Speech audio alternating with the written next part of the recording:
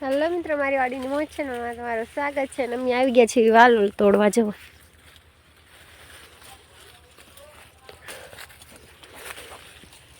આજે સુરત મોકલાવાની છે ને તે વાલોળ તોડવા આવી ગયા છે. મોટી મોટી વાલોળ છે અને આમાં એક ડોલ ભરવાની છે.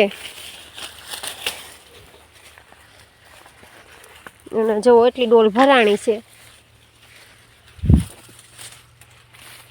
અમે આવી ગયા છીએ વાલોળ તોડવા. અને વાલોળ આ બહુ અમને જડતી નથી, બહુ દાણાવાળી નથી જડતી, ખાલી આમ નાના નાના. અને આમાં તો દાણા હોય છે, પાછા મોટા પાંદડા દેખાય પણ દાણા હોય છે અંદર. વેલો તૂટી જશે, વાહે તોડશે મમ્મી, હળું હળું તોડવા દે. અને તમને હું નાની વાલોળ બતાડું, ડોટકી.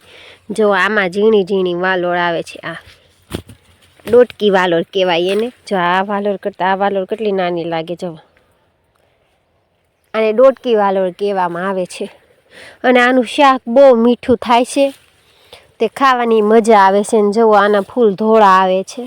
જો આ ધોળા જ્યાં ધોળા ફૂલ હશે ને, ના આવી ડોટકી વાલોળ હશે. તો અહીંયા એક વેલો છે ડોટકી વાલોળનો, એને હું તમને બતાવું. લુરખા ને લુરખા આવે આવી રીતે. જો અહીંયા લુરખો રહ્યો અને એ લીલી જ હોય. આના રંગમાં ફેર ન પડે. આવીને આવી રહીને આ દાણાની ફૂલ ભરેલી હોય.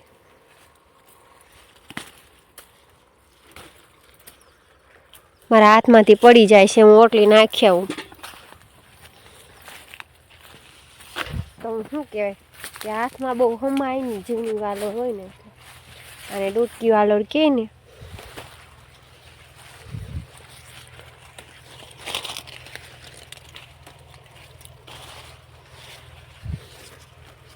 ડોટકી વાલોળ તો બહુ આવેલી છે, પણ હજી આને દાણામાં વાળીને ભરાતા ને વાર લાગશે.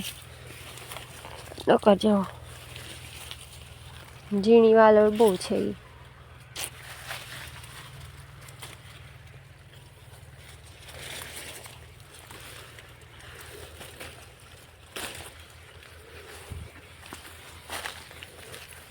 પણ આ વાલોળ એમ લાગે કે ભેગી જ નથી થઈ કાંઈ. આપણે તોડવીને તો મોટી વાલોળ હોય ને તો એ તરત ભેગી થઈ જાય, ડોલ ભરાઈ જાય. આની ડોલ ભરવી બહુ કઠણ થાય, કે ક્યારે ડોલ ભરી રહેશું, ભરાય જ નહીં.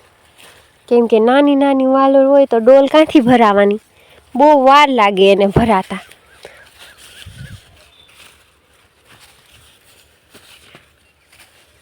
ચાલો, પાછી એક મુઠ્ઠી ભરાઈ ગઈ છે.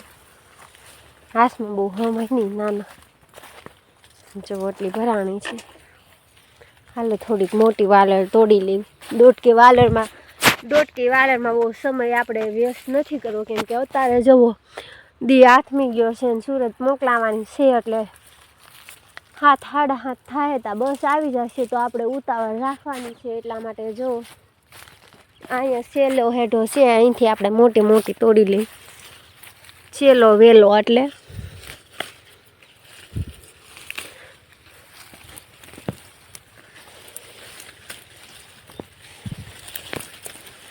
આ મોટી વાલોળ નહીં, તે લુરખા ને લુરખા જ આવે. એક જ હારે 4-5 હોય.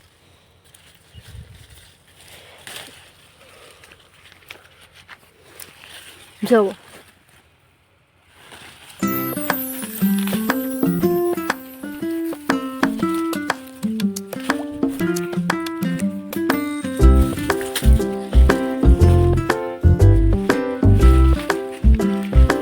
તો હાલો હવે હું વાલોળ તોડી લઉં ને ડોલ ભરાઈ જાય પછી બતાવું તમારે કેટલી ભરાણી છે. ત્યાં સુધી હું તોડવા મળું. અને આપણે આ નાનો એવો બ્લોગ બનાવવાનો છે, મોટો બનાવવાનો છે નહીં, કેમ કે અત્યારે ટાઈમ નથી બહુ મોટો બનાવવાનો.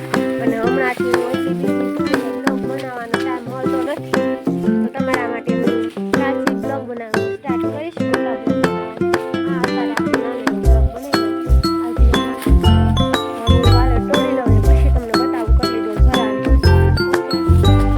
એટલી ડોલ ભરાણી છે, પણ ઘરેથી બોલાવો આવી ગયો છે કે હાલો થઈ જશે. તો એટલી ડોલ ભરી લીધી છે. ને આમ જો લાલ વાલોળ સુધી પૂગી ગયા છે. અને એના ફૂલ કેવા હોય એ તમને બતાવી દઉં, કે જો આના ફૂલ ગુલાબી હોય છે અને વાલોળ લાલ આવે છે.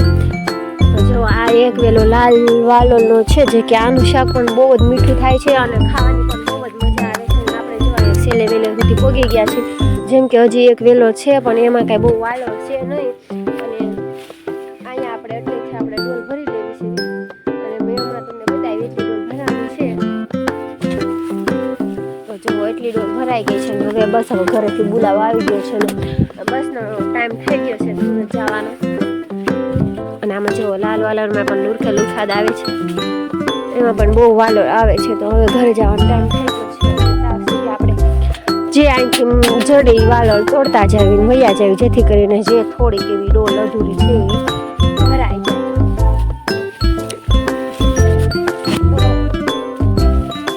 તો તમને આ વિડીયો કેવો લાગ્યો, સારો લાગ્યો તો લાઈક શેર અને ચેનલમાં નવા હોય તો સબસ્ક્રાઈબ કરવાનું ભૂલતા નહીં. અને એક કોમેન્ટ જરૂરથી જણાવી દેજો કે વિડીયો કેવા બને છે એમ. અને